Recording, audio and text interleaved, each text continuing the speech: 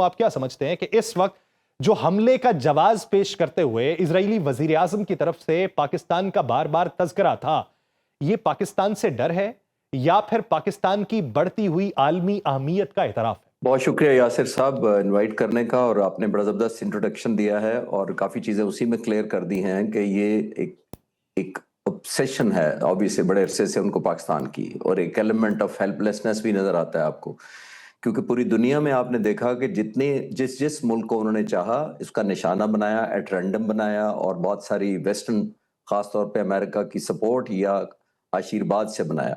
और जो मुल्क जो विक्टिम मुल्क थे, अनफॉर्चुनेटली वो इस पोजीशन में ही नहीं थे कि रिस्पॉन्स कर सकते, तो जाहिर है उनके पास चॉइस ही नहीं थी सिवाय इसके कि कंडेम करें और रेजोल्यूशन पास करवाएं या कोई इजलास बुलाएं और उसके अंदर ये एक करारदाद पास करवाएं। पाकिस्तान का पिछले कई सालों से, जब से मैं पाकिस्तान एयरफोर्स में था और सर्व करता था, उस वक्त से भी हमें पता था कि इसराइल से हमें खतरा है, खासतौर पर हमारे न्यूक्लियर प्लांट को।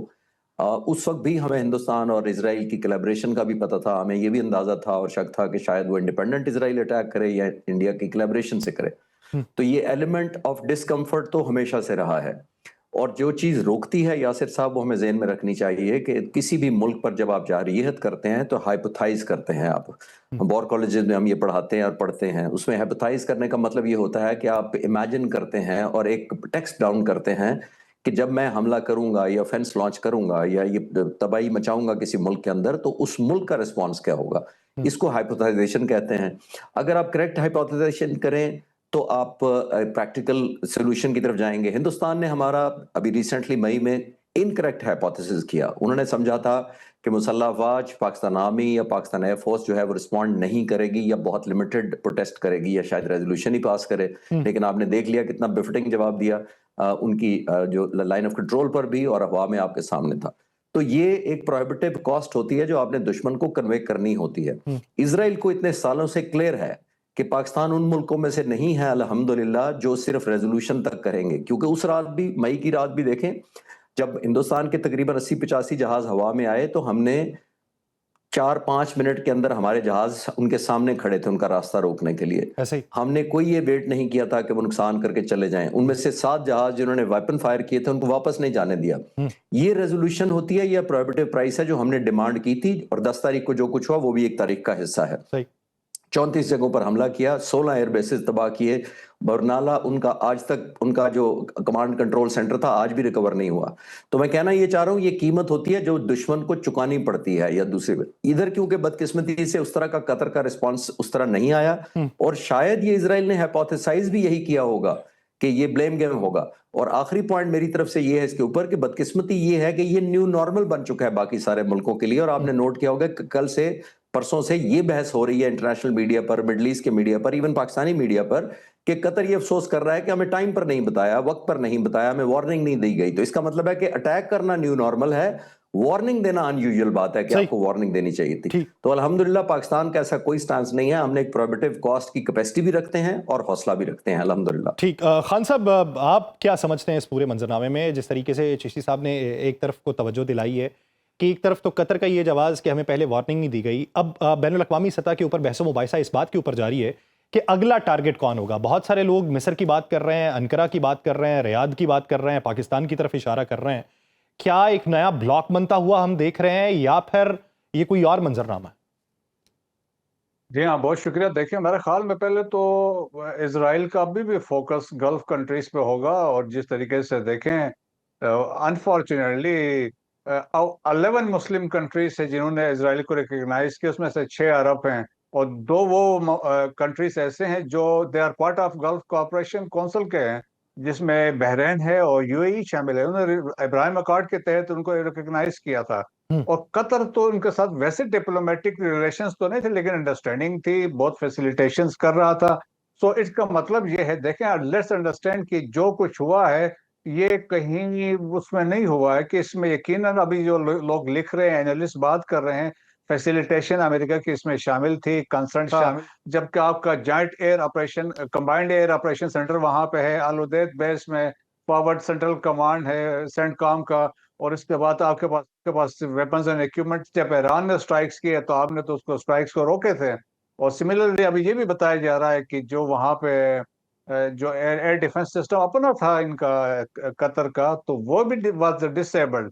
तो वो सारी चीजें हैं। देखें कि अब प्रेशर जो है इजिप्ट पे तो आप कुछ नहीं कह सकते। इजिप्ट ने तो अभी इस स्टेटमेंट भी बड़ी माइल्ड सी दी है। जॉर्डन की भी बस की बात नहीं है। इन तमाम ममालिक में एक सऊदी अरब है जो बड़ा मुल्क है, जिसके पास थोड़ा कुछ कैपेसिटी है, लेकिन मेरे ख्याल में वो सोच भी नहीं सकते हैं। तुर्किया बहुत बहुत एक प्रोफेशनल फोर्स है, बहुत डेवलप्ड फोर्स है, स्ट्रांग एयर फोर्स और ड्रोन टेक्नोलॉजी में तो बहुत आगे हैं। कि पाकिस्तान की जब बात आती है, देखें पाकिस्तान एक मुस्तहकम एटमी ताकत है, और एटमी ताकत के साथ आप जब ऐसा कोई मिस एडवेंचर करने की कोशिश करते हैं जो इसराइल कभी नहीं करेगा, तो हमारी तरफ से जो जवाब होगा तो वो मेरे ख्याल में बड़ा सीरियस होगा, उसके सीरियस कॉन्सिक्वेंसेस सही। होंगे। यकीनन ये दुनिया भी समझती है, इसराइल भी समझता है, अमेरिका भी समझता है। सो देयरफॉर प्रेशर रहेगा गल्फ कंट्रीज में, मिडिल ईस्ट में, क्योंकि ग्रेटर इसराइल के एक्सपेंशन के लिए जो एरियाज वो चाह रहा है। देखें, जंग तो हर किसी सूरत में सीज फायर हो जाता है, चीजें सेटल हो जाती हैं, तो it's all over for Netanyahu. Netanyahu next day वो he will not be in the office की जिसके हालात हैं। लेकिन नेतन्याहू ये चाह रहा है कि एक तो ये चलता रहे तो वो पावर में रहेगा। सेकंड जो है एक्सपेंशन जो चाह रहा है, या जो आइडियाज है, देखिए अनफॉर्चुनेटली हम ये कहते हैं कि जो ट्रम्प की सोच है वही नेतन्याहू की सोच है। और जिस तरह वो रिवेरिया की बात कर रहे थे, ये अभी जो गजा को टेक ओवर करने की बात कर रहे हैं, सो ग्रेटर इसराइल का भी है। फर्दर वो they are also planning to annex West Bank. America भी इसको एंडोर्स करता है। अमेरिका अपना देखे कैपिटल यरूशलेम पर ऑलरेडी वो शिफ्ट कर चुके हैं। डिप्लोमेटिकली अमेरिका से उनको सपोर्ट होती है, यूएन सही। सिक्योरिटी काउंसिल में लेकिन के अगेंस्ट कोई रेजोल्यूशन नहीं आती है। तो वो ऐसे हैं। हम जो फोकस अभी भी इसराइल का होगा वहाँ मिडिल ईस्ट पे ही होगा। नॉट तुर्किया है, और तुर्किया पाकिस्तान ईरान।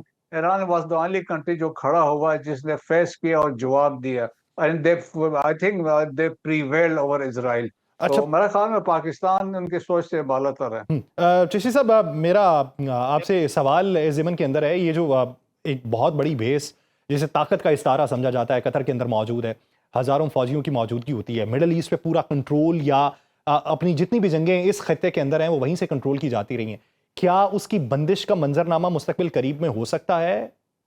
जी, देखिए ये बहुत बड़ा बेस है और ये 2008 का है। बिलियंस ऑफ डॉलर्स अमेरिका ने लगाए हुए हैं। Top of the front line उनके फ्लीट भी है और ज़ाहिर पर्सनल और ट्रुप्स भी हैं।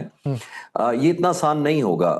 मैं कहाँ से ये लीड ले रहा हूँ, वो ले रहा हूँ कतर के वजीर आजम के उस बयान के, जब उनसे ये सवाल किया गया कि इसराइल को आप कंडेम कर रहे हैं, लेकिन अमेरिका ने भी तो ये कहा है कि, और इंक्लिनेशन है अमेरिका के भी सपोर्ट या टेसिट अप्रूवल है इसके पीछे